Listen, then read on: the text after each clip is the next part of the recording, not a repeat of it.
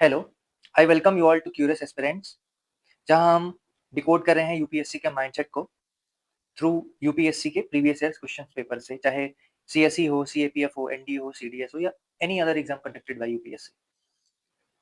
Now many of you must be thinking why this thematic PYQ series, जब market में already बहुत सारे marathon sessions और PYQs के लंबे लंबे वीडियोस चल रहे हैं सब्जेक्ट वाइज।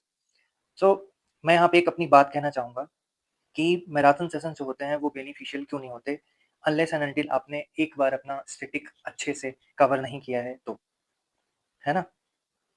तो तुम सबको पता होना चाहिए कि यूपीएससी का सिलेबस जो है वो बहुत ही वास्ट है और बहुत ही ज़्यादा टाइम लेता है उसको हमें समझने में, जो बेसिक कंसेप्ट हैं उनको, और बहुत सारा एफर्ट लगता है उन कंसेप्ट को क्वेश्चंस में ट्रांसलेट करने में कि how to apply those concepts in questions in real time.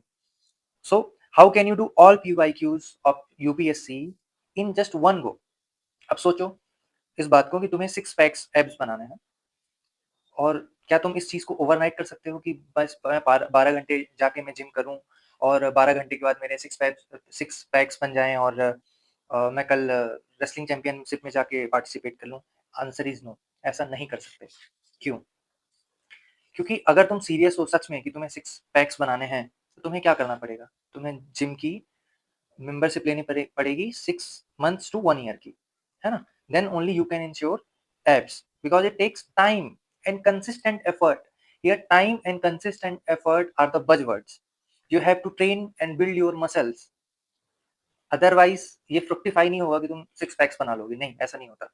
Similarly thematic series को धीरे धीरे करके, रेदर देन की 10 घंटे 12 घंटे तुम मैराथन सेशंस देख रहे हो, तो ये सिर्फ एक फॉल्स कॉन्शियसनेस जनरेट करता है और एक मेंटल सेटिस्फेक्शन होता है कि हाँ मैंने ये चीज कर लिया है, बट उसका क्या एफर्ट होता है, क्या उस चीज का कोई फायदा होता है? कुछ नहीं होता।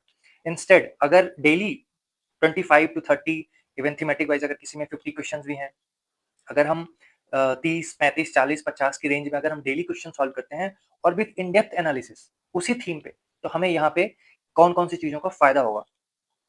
सबसे पहली चीज, तुम सिर्फ सिलेबस को नहीं समझोगे, तुम यूपीएससी की सोच को पकड़ोगे। अब जब वो सोच को पकड़ोगे then only you can predict कि हाँ अब ये क्या पूछने वाला है और क्या क्या पूछ चुका है और उससे मिलता जुलता क्या पूछने वाला है। तो ये सारा एनालिसिस तुम्हारे दिमाग में बनना स्टार्ट होगा। दूसरी बात, you will read only relevant content, because syllabus is broad और बहुत ही ज्यादा वेग है। सब कुछ नहीं पढ़ना होता है यूपीएससी में, ट्रस्ट में सब कुछ नहीं पढ़ना होता है। इस बात में मैं बार बार बोलूंगा, प्लीज इस चीज को बिल्कुल दिमाग में बैठा लो कि सब कुछ नहीं पढ़ना होता है। यूपीएससी बहुत ही ब्रॉड और बहुत ही वेग है। So defining boundary of syllabus is highly highly highly important, है ना। तो ये दूसरी बात हुई। तीसरी बात ये है कि ट्रेंड तुम्हें समझ में आता है कि यूपीएससी में ट्रेंड क्या चल रहा है। अगर यूपीएससी का ये पैटर्न देखा गया है, ये ट्रेंड, मुझे पिछले बहुत सालों से मैं इस फील्ड में हूँ और मुझे अनुभव है इस चीज का कि अगर यूपीएससी एक चीज पे, किसी नई चीज पे उसने पूछ लिया है तो 2 3 साल तक लगातार वहीं वहीं से उसके आसपास का जो कंटेंट है वहीं से वो सवाल वहां से फ्रेम करता रहता है। अभी क्वेश्चन अपन सॉल्व करने वाले हैं तो उससे तुमको समझ में आएगा कि मैं क्या बात कर रहा हूँ, और मैं एविडेंस बेस्ड बातें कर रहा हूँ। मैं रेदर तुम्हें ऐसे गुमराह करने का, this is not a miss guidance series, it's a guidance series, है ना। So you can identify emerging topics and declining topics, वो भी इंपॉर्टेंट है कि कहाँ से सवाल आने बंद हो गए हैं। क्योंकि जरूरी नहीं होता ना कि सिर्फ हमें अच्छा भी पता चले, रेदर देन की कुछ चीजें अच्छी हैं या बुरी हैं, तो अगर हमें बुरी पता चल जाए तो कम से कम हम सॉर्ट आउट कर सकते हैं कि उसमें अच्छा क्या है ना। तो सेम सिमिलरली ट्रेंड से पता चलेगा कि कौन से टॉपिक इमर्जिंग है और कौन से टॉपिक्स डिक्लाइनिंग है, ठीक। एंड फोर्थ पॉइंट, जो सबसे ज्यादा इंपॉर्टेंट है, वो है यूपीएससी के लैंग्वेज। तुम कितने भी टेस्ट सॉल्व कर लो, कितने भी महंगी टेस्ट सीरीज लगा लो, कुछ भी कर लो, बट टेस्ट सीरीज यूपीएससी को compete नहीं कर सकते when it comes to language. जब तुम यूपीएससी को थीमेटिक क्वेश्चंस को सॉल्व करना स्टार्ट करोगे, देन यू विल रियलाइज कि यूपीएससी के ट्रैप्स क्या होते हैं, वो कैसी लैंग्वेज बनाता है और तुम्हें फंसाता है, स्पेशली पॉलिटी और इकोनॉमिक्स और इन सब सारे सब्जेक्ट्स में जो कंसेप्चुअल हैं और कोर सब्जेक्ट्स हैं। तो तुम्हें यहाँ पे समझ में आएगा कि तुम एक्चुअली में मिस्टेक क्या कर रहे हो, तुम कौन सी गलतियां कर रहे हो और बार बार गलतियां कर रहे हो। तो लैंग्वेज को, अगर लैंग्वेज पे मास्टरी कर ली तो यूपीएससी प्रीलिम्स निकालना कोई बहुत बड़ी बात नहीं है। एंड देन फाइनल, जो सबसे ज्यादा, जो इलिमिनेशन, लॉजिकल रीजनिंग, लॉजिकल गेसिंग की जो लोग बातें करते हैं, तो यूपीएससी के अगर पीवाईक्यू सॉल्व करोगे तो ये तुम्हारा इंट्यूशन बिल्ड करेगा और इंस्टिंक्ट डेवलप होगा।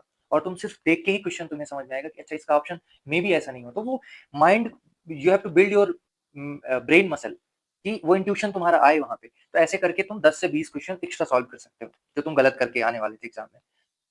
सो ये सारे फायदे हैं, और ये आर्ट सिर्फ और सिर्फ यूपीएससी के पीवाईक्यू सॉल्व करके ही डेवलप की जा सकती है, और मैराथन नहीं, daily you have to practice daily. Marathon session जैसा कुछ भी चीज नहीं है, it's just a false consciousness. So I hope मेरी बात सब सहमत होंगे। So let's begin with theme 1।